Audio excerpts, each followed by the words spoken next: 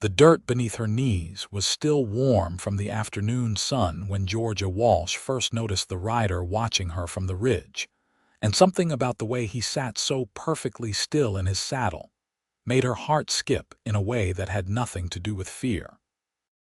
She pressed another seed into the borrowed earth, her calloused fingers gentle despite their roughness. This patch of land behind the boarding house in Ogden, Utah, wasn't hers, not legally, but Mrs. Henderson had given her permission to use it. That permission could be revoked at any moment, and Georgia knew it, but she planted anyway because hope needed somewhere to grow, and her small room upstairs had no windows facing south. The rider descended the ridge slowly, his horse picking its way carefully down the rocky slope. Georgia kept working, though every fiber of her being was aware of his approach. It was 1882, and women alone were vulnerable in ways that went unspoken but were deeply understood. She had her small trowel, hardly a weapon, and her wits, which had kept her alive through worse. That is some determined planting for land that is not yours, the cowboy said when he was close enough that his shadow fell across her work. Georgia sat back on her heels and looked up, shading her eyes against the late afternoon light. He was young, probably only a few years older than her own 21 years, with sun-darkened skin and eyes the color of whiskey held up to lamplight. His hat was dusty from the trail, and his horse was a well-kept chestnut mare that spoke of a man who took care of what was his. Mrs. Henderson said I could use it, Georgia replied, keeping her voice steady. I am not trespassing. I never said you were. He dismounted in one fluid movement, and she noticed he was tall, probably 6 feet, with the lean build of someone who spent more time in the saddle than not. Name is Asher Xerxes. My family owns the ranch north of town. Georgia had heard of the Xerxes ranch. Everyone in Ogden had. It was one of the larger spreads, running cattle up into the mountains and employing a dozen hands year-round. She brushed dirt from her hands onto her already soiled apron and stood, suddenly conscious of how she must look with dirt on her face and her dark hair escaping its pins. Georgia Walsh, she said, offering her hand the way her father had taught her before he died, firm and direct. Asher took it, and his hand was warm and rough with calluses that matched her own. What are you planting, Miss Walsh? Vegetables mostly. Carrots, potatoes, beans, squash, some herbs if they will take. She gestured to the neat rows she had already marked out with string and stakes. Mrs. Henderson lets me stay at the boarding house in exchange for cooking and cleaning. This way I can contribute fresh vegetables and maybe save a bit from not having to buy everything at the mercantile. That is practical, Asher said, crouching down to examine her work. You know your way around a garden, my mother taught me before she passed. We had a good-sized plot back in Missouri. Georgia did not mention that the garden had been sold along with everything else when the debts came due after both parents died within 6 months of each other. Did not mention the long journey west with her aunt and uncle, who had deposited her in Ogden, and continued on to California without her when she caught pneumonia and could not travel. That had been 8 months ago, and she had not heard from them since. Missouri, Asher repeated, still examining her seedlings. Long way from home. This is home now, Georgia said simply, because it was true and because dwelling on the past only made the present harder. Asher stood and looked at the small plot, then at the boarding house, then back at her. How much land did Mrs. Henderson give you permission to use? Just this section behind the house. Maybe 30 feet square. It was small, Georgia knew, but it was something. And if she changes her mind. Georgia had thought about this every day since she had started clearing the weeds and rocks. Then I will have wasted some seeds and some effort, but I will have tried. Something shifted in Asher's expression, a softening around his eyes that made him look even younger. I've got 40 acres on the eastern edge of my family's property that is sitting unused. Good soil, access to water from the creek. You could plant there." The offer was so unexpected that Georgia actually took a step back. "I do not understand. You do not know me." "I know you are planting a garden on borrowed land that could be taken away tomorrow," Asher said. "I know you are willing to work hard for something uncertain. That tells me enough." "I could not pay you," Georgia said quickly. "Not in money, anyway. Did not ask you to." Asher's voice was gentle but firm. "The land is just sitting there. Might as well have someone use it who will appreciate it." Georgia's throat tightened with an emotion she could not quite name. Gratitude, certainly, but something else too. Something about the way this stranger was looking at her, like she was worth more than the nothing she had felt like since her aunt and uncle had left her behind. "Why?" she asked, because she had learned that kindness in the West usually came with strings attached. Asher was quiet for a long moment, looking out toward the mountains that rose purple and gold in the distance. "My mother died when I was 15, he said finally. "She had a garden she loved more than just about anything except my father and me. After she passed, my father could not bear to look at it, and I did not know how to keep it going. We let it go to weeds and eventually just plowed it under." He looked back at Georgia. "Been regretful about that ever since. Seems like a waste to have good land and not use it for something that matters." There was pain in his voice, old but still present, and Georgia recognized it because she carried similar pain herself. "I am sorry about your mother," she said softly. "I am sorry about yours," Asher replied, and somehow he knew without her having to say more. They stood there in the fading light, two people who had lost too much too young, and something passed between them that was not quite understanding but was close to it. Recognition, maybe. A sense that here was someone who knew what it meant to keep going when it would be easier to stop. "I will think about your offer," Georgia said, even though every practical part of her was already screaming to say yes immediately. "Fair enough." Asher moved back to his horse and swung into the saddle with the same easy grace. "I am in town most Saturdays if you want to find me. Otherwise, the ranch is about 5 miles north on the main road. You cannot miss it." He tipped his hat to her and rode away, and Georgia stood watching until he disappeared over the ridge. Then she knelt back down in the dirt and pressed another seed into the earth with shaking hands. That night, lying in her narrow bed in the boarding house, Georgia could not sleep. She kept thinking about 40 acres of good land with water access. Kept thinking about whiskey-colored eyes and the way Asher had crouched down to examine her seedlings with genuine interest. Kept thinking about his mother's garden and how some losses never quite healed, but maybe could be transformed into something new. By morning, she had made her decision. She found Asher that Saturday outside the feed store, loading sacks of grain into a wagon. He saw her coming and straightened, pushing his hat back slightly in a gesture she would come to know meant he was giving her his full attention. "I would like to see the land," Georgia said without preamble, "if the offer still stands." "It stands," Asher said immediately. "I can take you out there now if you have time." Georgia had cleaned the boarding house before dawn and prepared enough food that Mrs. Henderson would not need her until evening. "I have time."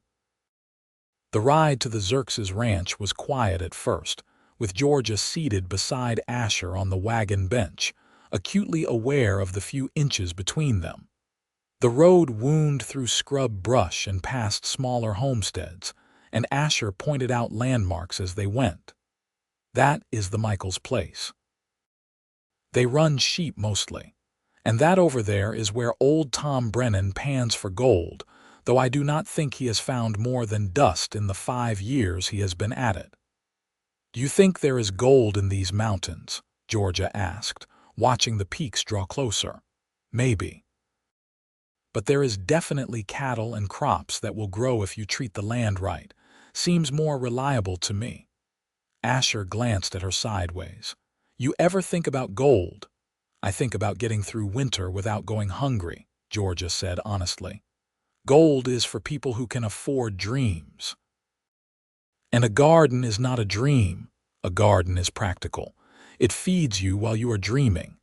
Asher laughed at that, a genuine sound that transformed his whole face. I suppose you are right about that. The Xerxes ranch sprawled across a valley with mountains rising on three sides. The main house was larger than Georgia expected, built from good timber with a wide porch and a barn that looked sturdy and well-maintained. There were several smaller buildings she assumed were for the ranch hands, and in the distance, she could see cattle grazing across rolling hills. My father is out checking on the herd, Asher said as they passed the main house. But you will meet him soon enough if you decide to use the land. They continued east, following a track that wound along a creek lined with cottonwoods and willows. The land here was greener, fed by the water, and Georgia could already imagine what could grow in soil like this. Here, Asher said finally, pulling the wagon to a stop. 40 acres from this marker to that line of fence posts. Georgia climbed down from the wagon and walked onto the land, her boots sinking slightly into the rich soil. It was better than she had imagined. The creek ran along one edge, providing natural irrigation, and the land was mostly level with just enough slope for drainage. There were no rocks that she could see, and the grass growing wild was thick and healthy. Why has no one used this? She asked, turning in a slow circle. We have been focused on cattle, and this section is a bit far from the main ranch buildings for my father to want to bother with cultivation. He always said if we needed crops, we could just buy them. Asher had climbed down too and stood watching her reaction. But I have always thought it was a waste. Georgia knelt and dug her fingers into the soil, feeling its texture, smelling the rich earth smell that meant life and possibility. This is too much, she said quietly. It is just sitting here either way. But 40 acres, I could grow enough to feed half of Ogden. Then maybe you should. Asher crouched beside her, close enough that she could smell leather and sage and horse on him. Look, Miss Walsh, Georgia. I am not offering this out of pure charity. Yes, I think the land should be used, but I also have been watching you work on that little plot behind the boarding house every evening this week. George's head snapped up. You have been watching me. A flush crept up Asher's neck. I ride past on my way into town. And yes, maybe I have stopped to watch a time or two. The point is, I have seen how hard you work and how careful you are with every seed. Someone who cares that much about a patch of borrowed land will treat 40 acres like the gift it is. It is a gift, Georgia said, one I do not know how to repay. Then do not think of it as debt. Think of it as a chance. Asher's voice was earnest now, and he was looking at her with an intensity that made her chest feel tight. My mother used to say that land wants to be used for growing things. It is in its nature. So really, you would be doing the land a favor. Georgia sat back on her heels, her mind racing with possibilities. 40 acres. She could grow vegetables and sell them at the market.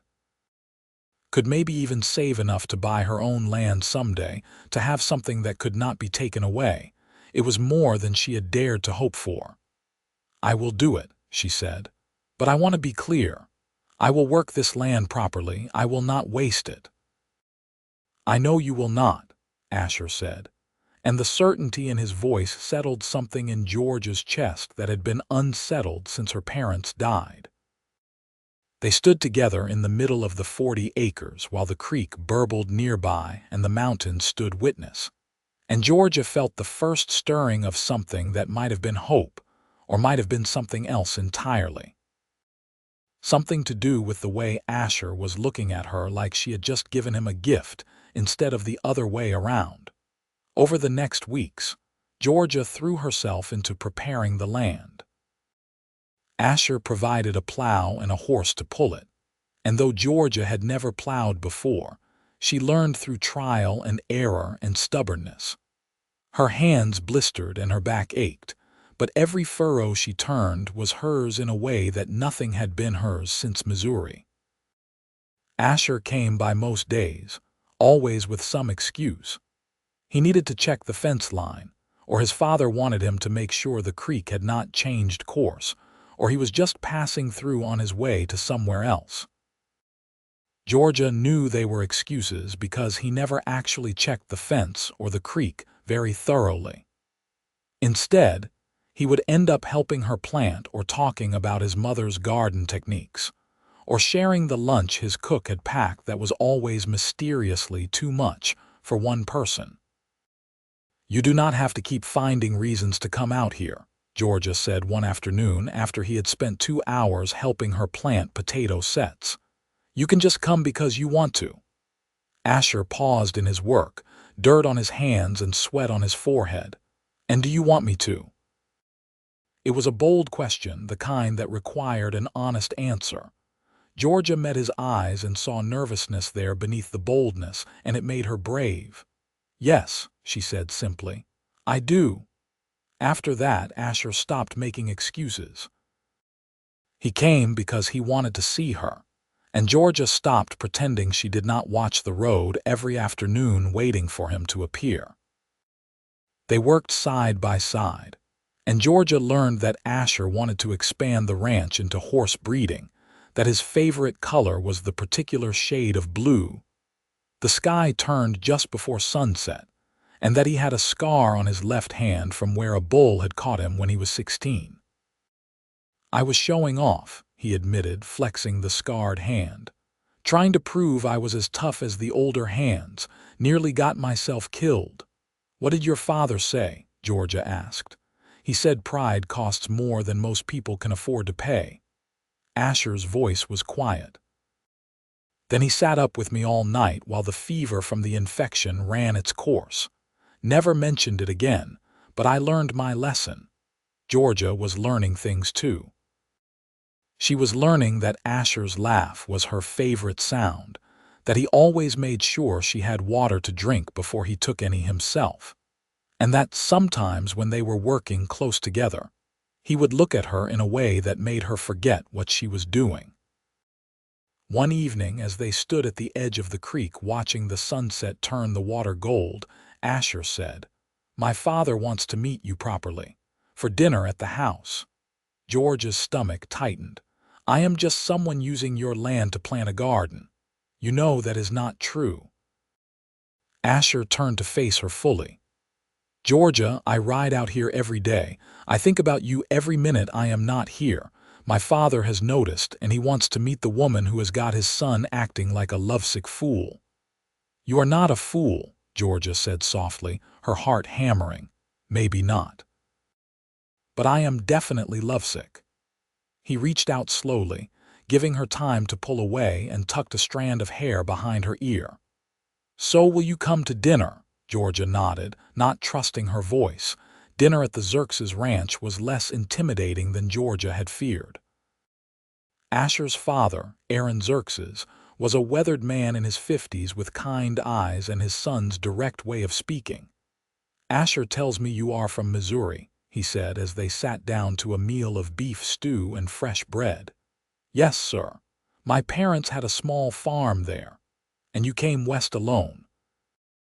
Georgia explained about her aunt and uncle, about being left in Ogden, about making her way at the boarding house. Aaron listened without interrupting, and when she was done, he nodded slowly. "That takes courage," he said. "Most people would have given up." "Giving up was not an option I could afford," Georgia replied. Aaron smiled at that. "I can see why my son likes you." Asher, who had been uncharacteristically quiet, made a strangled sound into his water glass. Georgia felt heat rise in her cheeks but could not help smiling. After dinner, Aaron excused himself to tend to some paperwork, leaving Georgia and Asher alone on the porch. The night was cool and full of stars, more stars than Georgia had ever seen in Missouri. "That went well, I think," Asher said, standing close enough that their shoulders nearly touched. "Your father is kind. He liked you, I could tell." Asher paused. "Georgia, I need to tell you something." Her heart skipped. "What is it?" "When I first offered you the land, it was because of my mother's garden. That was true. But it was also because from the moment I saw you kneeling in that dirt, planting seeds in earth that was not even yours, I could not stop thinking about you." He turned to face her, his expression vulnerable in the starlight. "I have never felt this way about anyone." Georgia's breath caught. "Asher, I do not have anything to offer you. No land, no money, no family name. I do not care about any of that." He reached for her hand, holding it gently in both of his. "I care about you, about the way you refuse to give up, about how you treat every seed like it is precious, about the way you laugh when something actually strikes you as funny instead of just politely smiling. I care about you, Georgia, and I am asking permission to court you properly." Georgia thought about everything she had lost and everything she had fought to build. Thought about how Asher had given her not just land but hope, and how somewhere along the way he had become as essential to her days as water and sunlight. "Yes," she whispered. "Yes, you have my permission." Asher's smile was brighter than the stars. He raised her hand to his lips and kissed it gently, and Georgia felt something click into place in her chest, like a seed finally finding the right depth of soil to put down roots. The courtship was slow and sweet and proper, at least by the standards of 1882 Utah. Asher took Georgia to church socials and town dances. He introduced her to everyone as his intended, which made Georgia blush every time but also filled her with pride. She met the ranch hands, who teased Asher mercilessly about being domesticated but treated Georgia with respect. The garden flourished. Georgia's potatoes came up thick and healthy. Her beans climbed their poles with vigor. The squash spread their leaves wide and began to fruit. Every success felt like a miracle, and she shared each one with Asher, who celebrated her victories as if they were his own. "I have never seen vegetables grow like this," he said one day in early summer, surveying the lush rows. "You have got a gift." "I have got good soil and water and someone who gave me a chance," Georgia corrected, but she was pleased. As the crops matured, Georgia began selling produce at the Ogden market. The money she made was more than she had ever had at once, and she saved every penny, storing it in a tin box under her bed at the boarding house. She was not sure what she was saving for exactly, only that having money meant having options, and options meant freedom. Asher noticed her frugality. "You know you do not have to save every cent," he said one day. "You could buy yourself a new dress or something nice." "I have dresses," Georgia said. "They were old and patched, but they were serviceable." "I just mean you should spend some of your hard-earned money on yourself." Georgia set down her hoe and looked at him seriously. "Asher, I have been poor. Truly poor, not knowing where my next meal would come from poor. Having money saved means I never have to be that scared again. That is worth more than a new dress." Understanding dawned in Asher's eyes. "I am sorry. I did not think about it that way." "You have never had to, which is not a criticism, just a fact." Georgia softened her tone. "But thank you for wanting me to have nice things." "I want you to have everything," Asher said quietly, and the way he looked at her made Georgia's knees weak. By late summer, Georgia's garden had become the talk of Ogden. People came from miles around to buy her vegetables, which were renowned for their size and flavor. She had to hire 2 local boys to help with harvesting and hauling, and her tin box of savings grew heavier. One evening, as she and Asher sat by the creek after a long day of work, he said, "I have been thinking." "About what?" Georgia was leaning against him, tired in the good way that came from productive labor. About the future. About what you want. He shifted so he could see her face. You have done so well with this land, Georgia. You could probably buy your own place now if you wanted. It was true. Georgia had done the calculations. She had enough for a down payment on a small homestead, maybe not as good as the 40 acres Asher had given her to use, but something that would be legally hers. The thought was intoxicating and terrifying in equal measure. I have thought about it, she admitted. Having something that no one could take away. And I do not know if I want to leave this place. She gestured to the garden, to the creek, to the mountains beyond. I have put so much of myself into this land. It feels like mine even though it is not. What if it was? Asher's voice was careful, like he was approaching a skittish horse. Georgia sat up straighter. What do you mean? I mean, what if I gave you the 40 acres, properly, legally? We could draw up papers, transfer the deed. It would be yours, Georgia, completely. Tears sprang to Georgia's eyes. Asher, no, that is too much. Why, I already told you the land was just sitting unused, and it is not like I am poor, Georgia. My father and I have more land than we know what to do with. But giving away 40 acres. I am not giving it away, I am giving it to you. There is a difference.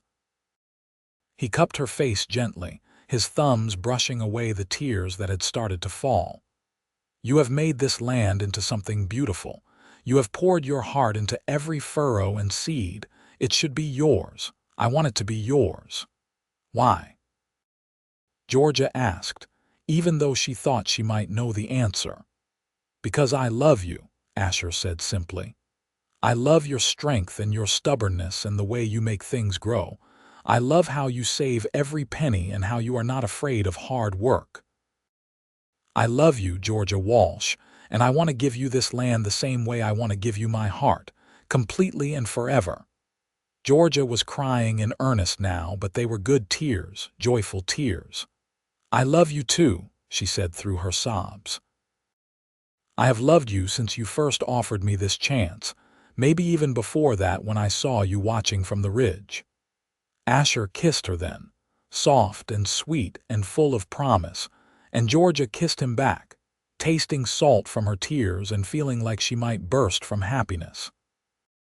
Marry me, Asher said when they finally pulled apart, not because of the land, but because I cannot imagine my life without you in it. Yes, Georgia said, laughing and crying at the same time. Yes, I will marry you. They were married in October, when the garden had been harvested and put to bed for the winter, and the mountains were painted gold and red with fall colors. The wedding was held at the small church in Ogden, with Asher Xerxes beaming in the front row and Mrs. Henderson dabbing her eyes with a handkerchief. Georgia wore a new dress, cream-colored with lace at the collar, that Asher had insisted on buying despite her protests. It is tradition for the groom to give gifts, he had said. Let me do this. The dress made her feel beautiful, but it was the way Asher looked at her when she walked down the aisle that made her feel cherished. The ceremony was simple and heartfelt. When the preacher asked if anyone objected, Georgia half expected someone to stand up and point out that she was nobody from nowhere marrying into one of the most prominent families in the territory. But there was only supportive silence, and then Asher was slipping a simple gold band onto her finger, and she was doing the same for him, and they were husband and wife. The reception was held at the Xerxes ranch, with the barn cleared out and decorated with fall flowers and bunting. There was music and dancing and more food than Georgia had seen in years. She danced with Asher, who was surprisingly graceful despite claiming he had 2 left feet. She danced with Aaron, who whispered that she had made his son happier than he had seen him since before his mother passed. She even danced with some of the ranch hands who had cleaned up and put on their best manners for the occasion. As the sun set and lanterns were lit, Asher pulled Georgia aside. "I have something for you," he said, reaching into his jacket pocket. "You have already given me so much," Georgia protested. "Just one more thing, I promise." He pulled out an envelope and handed it to her.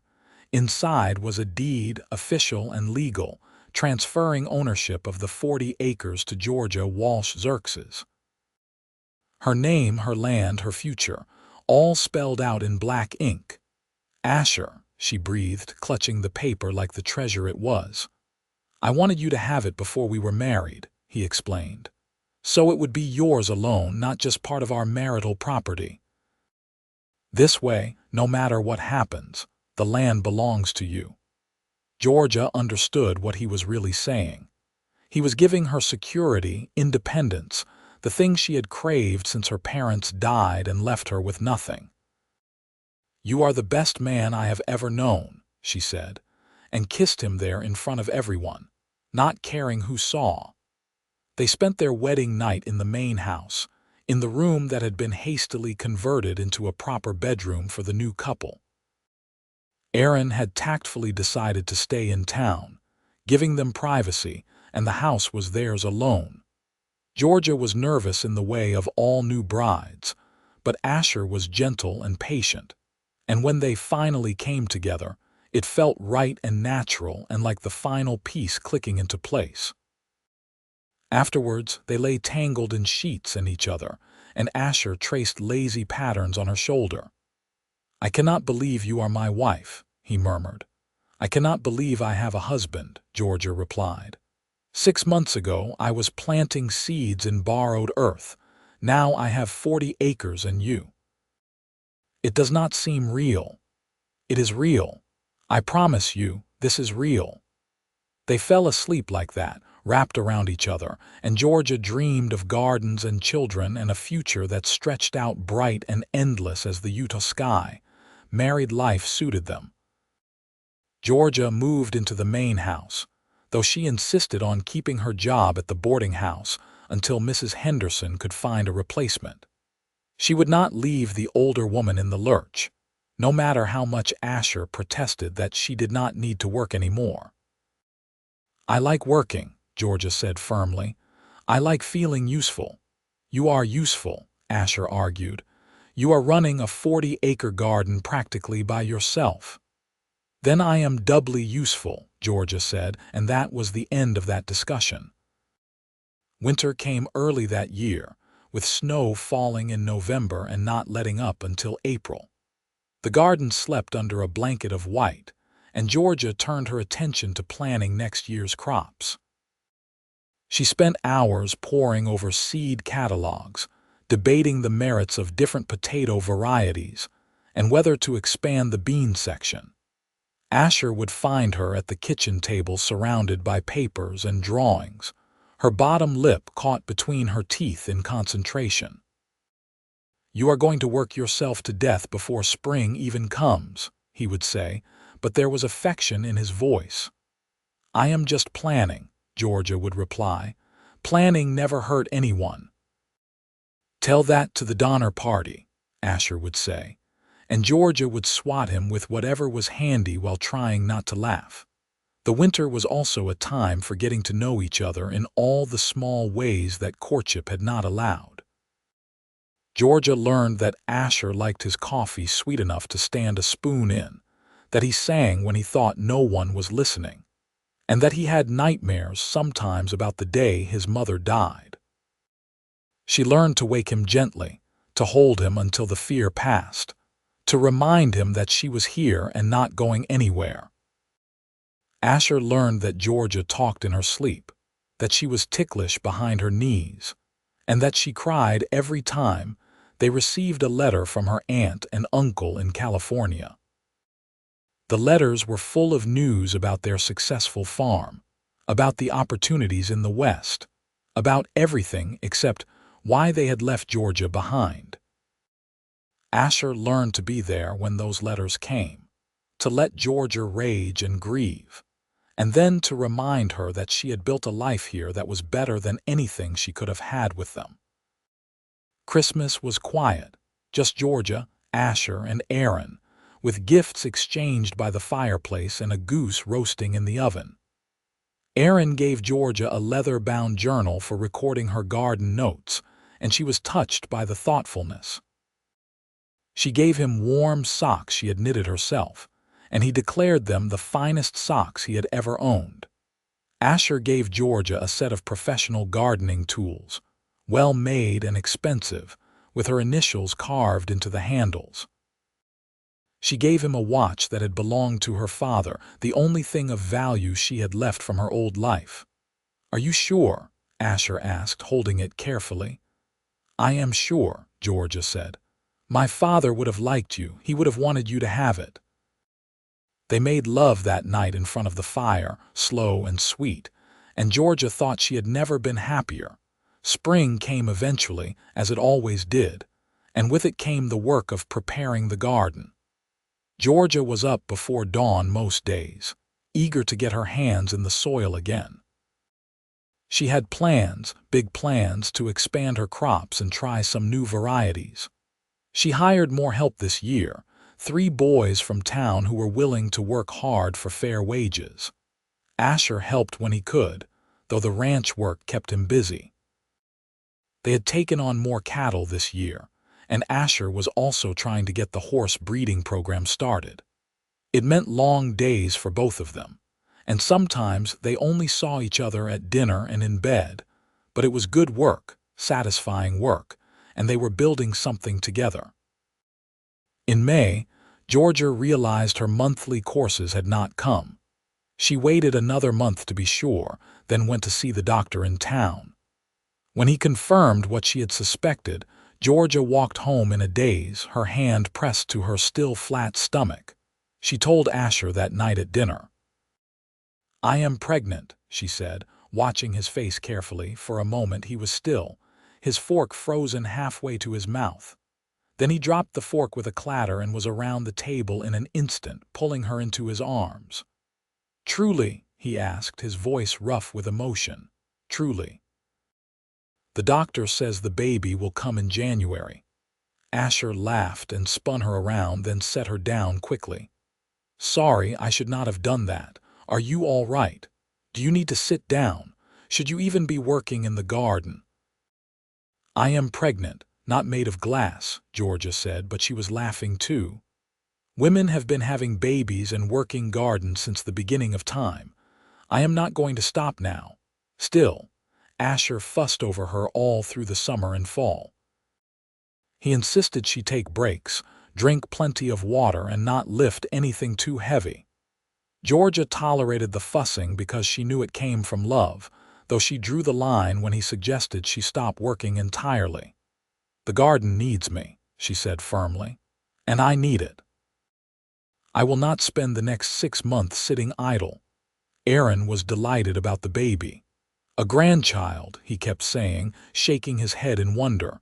"I never thought I would see the day." "You are not that old, father," Asher said, rolling his eyes. "Old enough to appreciate the miracle of new life," Erin replied, and there was something wistful in his voice that made Georgia think he was remembering Asher's mother. The garden had its best year yet. Georgia's careful planning and hard work paid off in abundance, and she sold more produce than ever at the market. Her savings grew, though she was not sure what she was saving for any more. Security, maybe. Or perhaps just the peace of mind that came from knowing she could take care of herself and soon her child.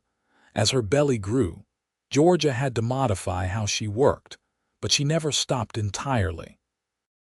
She knelt in the dirt to plant, sat on a stool to weed, and directed her hired boys with the authority of a general commanding troops. They listened because they had learned that Georgia knew what she was talking about, and because she paid them well and treated them fairly. In December, as the garden was put to bed for another winter, Georgia stood at the edge of the 40 acres and looked at what she had built. 2 years ago, she had been planting seeds in borrowed earth behind a boarding house, hoping for something she could not even name. Now she had land that was legally hers, a husband who loved her, and a baby on the way. It felt like more than she deserved, more than she had ever dared to dream. "You are going to catch cold standing out here," Asher said, coming up behind her and wrapping his coat around her shoulders. "I was just thinking," Georgia said, leaning back against him. "About what? About how much has changed. About how I almost did not accept your offer of land because I thought it was too good to be true. I am glad you said yes." Asher's hands came to rest on her belly, which was large now with their child. "I am glad for all of it." "Me too," Georgia whispered. Their son was born on a snowy January night, arriving fast and furious after only 6 hours of labor. Georgia, who had feared childbirth the way she feared few things, found herself too busy to be afraid. The midwife from town directed her through the contractions, and Asher held her hand and whispered encouragements. And then suddenly there was a baby, red and squalling and perfect. "A boy," the midwife announced, placing him on Georgia's chest. Georgia looked down at her son, at his tiny fingers and his shock of dark hair, and felt love so fierce it was almost painful. "Hello," she whispered. "I am your mother." "And I am your father," Asher said, his voice breaking. "And we love you so much already." They named him Gabriel, after Georgia's father, with the middle name Aaron after his grandfather. Asher Xerxes Sr. wept openly when they told him, and Georgia loved him all the more for not being ashamed of his tears. Being a mother was harder than Georgia had anticipated. Gabriel was a colicky baby who cried for hours at a time, and there were nights when Georgia walked the floor with him, tears streaming down her own face, wondering if she was doing everything wrong. But Asher was there, taking his turn walking and soothing, and slowly they found their rhythm. Spring came, and Georgia was eager to get back to the garden, though she had to bring Gabriel with her. She fashioned a sling to carry him in, and he would sleep against her chest while she worked, lulled by her movement and heartbeat. When he was awake, she would lay him on a blanket in the shade and let him watch the clouds while she planted and weeded. "You are going to raise him thinking dirt is a food group," Asher joked one day, finding them both covered in soil. "There are worse things to think," Georgia replied, wiping a smudge off Gabriel's nose. As Gabriel grew, the garden grew too. Georgia expanded to 50 acres, then 60, hiring more help and experimenting with new crops. She started growing flowers for the hotel in Ogden, bright dahlias and cheerful sunflowers that fetched good prices. She grew herbs for the doctor and the apothecary. She grew strawberries that became famous across the territory for their sweetness. People started calling her place the Walsh Gardens, even though her legal name was Xerxes now. Georgia did not mind. The gardens were hers in a way that had nothing to do with marriage, and everything to do with the sweat and love she poured into the earth. Asher's horse breeding program took off around the same time. He had a good eye for quality animals, and his reputation spread. People came from as far as Salt Lake City to buy Xerxes horses, and the ranch prospered. On their 5th anniversary, Asher gave Georgia another 40 acres adjacent to her original plot. "I know you have been eyeing this section," he said. "Thought you might want to expand." Georgia had been eyeing it, thinking about putting in an orchard. Apple trees mostly, but maybe some cherries too. "You do not have to keep giving me land," she said, but she was already planning in her head. "I want to," Asher said simply. "I like watching you create things. Besides, it is an investment. Your gardens make more money than my cattle most years." It was true. The Walsh Gardens had become a profitable enterprise, and Georgia now employed 15 people year-round. She paid them well and treated them fairly, and in return they were loyal and hardworking. Some of them had been with her from the beginning, like Tommy Martinez, who had started as one of her hired boys and was now her foreman. Gabriel grew into a bright, curious child who loved the gardens as much as his mother did. By the time he was 3, he had his own small plot where he grew radishes and carrots with fierce determination. By the time he was 5, he could identify most of the plants in the garden and knew which ones needed more water and which ones preferred shade. "He is going to be a farmer," Aaron said proudly, watching his grandson explain the life cycle of a bean plant to anyone who would listen. "Or a botanist," Georgia said. "Or both." When Gabriel was 6, Georgia discovered she was pregnant again. This time, she knew the signs immediately and was unsurprised when the doctor confirmed it. She was older now, 30 years old, and more confident in her ability to handle whatever came. The pregnancy was easier than the first, and their daughter Gwendolyn arrived in the spring, timed perfectly as if she had planned her entrance to cause minimal disruption to the planting season. She was a calm baby, content to watch the world with serious dark eyes, and Georgia felt blessed by the difference from Gabriel's colicky infancy. Life settled into a pattern that was busy but satisfying.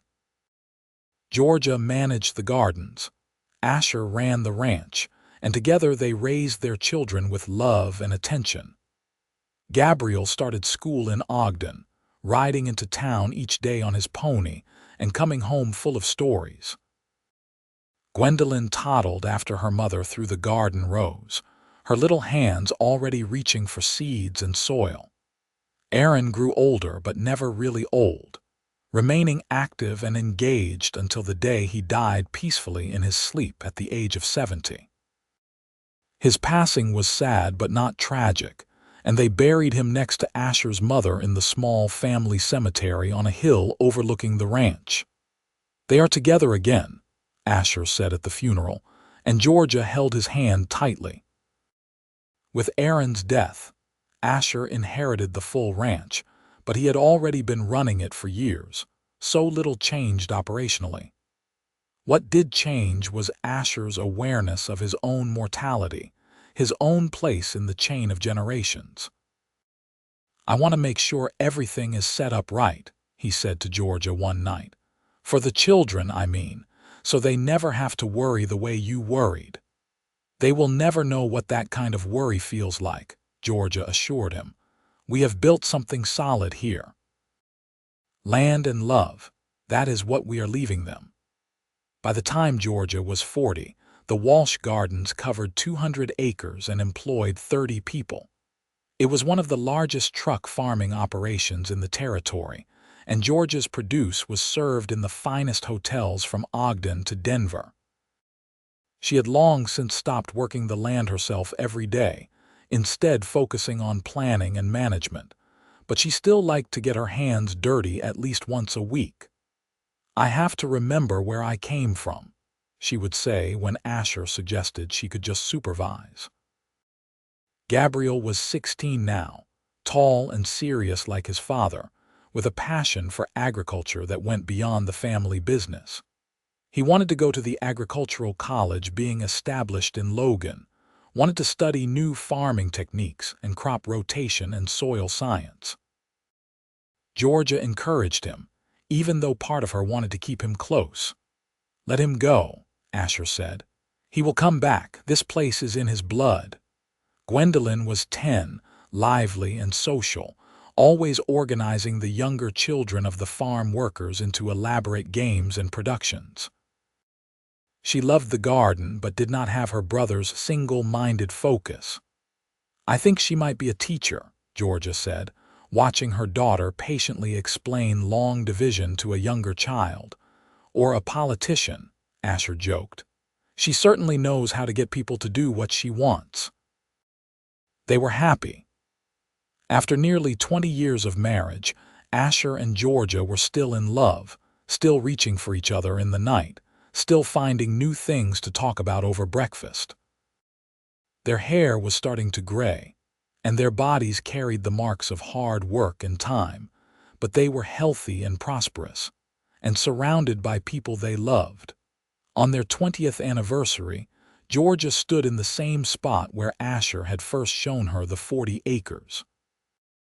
It was unrecognizable now, transformed from wild grassland into neat rows of vegetables, orchards heavy with fruit, and flower fields that blazed with color in the summer. A large barn served as the center of operations, with storage areas and a small office where Georgia did her planning. "Do you remember that first day?" Asher asked, coming to stand beside her. "I remember being terrified that it was too good to be true," Georgia said. "And now I know it was real, all of it. The land, the love, the life we built." She turned to face him, taking his weathered hands in hers. "You gave me 40 acres when I was planting in borrowed earth. You gave me a future when I had none. You gave me everything, Asher." "You gave me just as much," Asher said softly. "You gave me purpose and joy and a reason to make my mother's memory into something living instead of just loss. You gave me a family and a love I never thought I would find. We gave each other everything, Georgia. That is what makes it work." They kissed there in the garden, surrounded by the evidence of Georgia's hard work and Asher's generosity, and it felt like a promise renewed. Gabriel went off to college as planned, studying agriculture with the intensity he brought to everything. He came home for summers and worked in the gardens, applying his new knowledge and sometimes driving Georgia crazy with his ideas about efficiency and modernization. "Tradition is not a bad thing," Georgia would argue. "Neither is progress," Gabriel would counter, but he said it with a smile and they would find a compromise. Gwendolyn grew into a beautiful young woman who was indeed passionate about teaching. She started helping the children of the farm workers with their lessons after school, and it was clear she had found her calling. When Georgia was 45, her aunt from California wrote to say that her uncle had died and left her a small inheritance. It was not much, a few $100s, but the letter came with an apology that was 2 decades too late. "I am sorry we left you in Ogden," her aunt wrote. "We were scared and overwhelmed and made a terrible choice. I have regretted it every day since." Georgia read the letter twice, then folded it carefully and put it in her desk drawer. She took the money and used it to establish a fund for the children of her workers to help pay for their schooling or apprenticeships. "That is generous," Asher said when she told him. "It is justice," Georgia replied. "Money that came from abandonment going to help children who are vulnerable. It feels right." Gabriel graduated from college and came home to work in the gardens full-time, bringing with him new ideas and techniques that increased yields and profitability. He was a partner now in truth as well as name, and Georgia was proud of the man he had become. Gwendolyn went to normal school to become a certified teacher, then came back to Ogden to teach at the elementary school. She married a kind young man named Peter, a clerk in the bank, and Georgia gained a son-in-law she genuinely liked. When Georgia was 50, she and Asher became grandparents for the first time when Gabriel married a sweet girl named Hannah and had a son they named Asher after his grandfather. Holding her grandson, Georgia marveled at the passage of time and the continuation of life. "Your great-grandfather would have loved you," she whispered to baby Asher. "He would have been so proud." Gwendolyn had 2 daughters in quick succession, and the Xerxes family gatherings became loud, joyful affairs full of children and laughter. The main house had to be expanded to accommodate everyone, and Georgia loved every noisy minute of it. As she grew older, Georgia gradually handed over more of the garden operations to Gabriel, though she never fully retired. She could not. The garden was too much a part of her, and she needed the feel of soil between her fingers like other people needed air. "You are going to die with a trowel in your hand," Asher teased when he found her weeding at age 60. "I can think of worse ways to go," Georgia replied, and she meant it.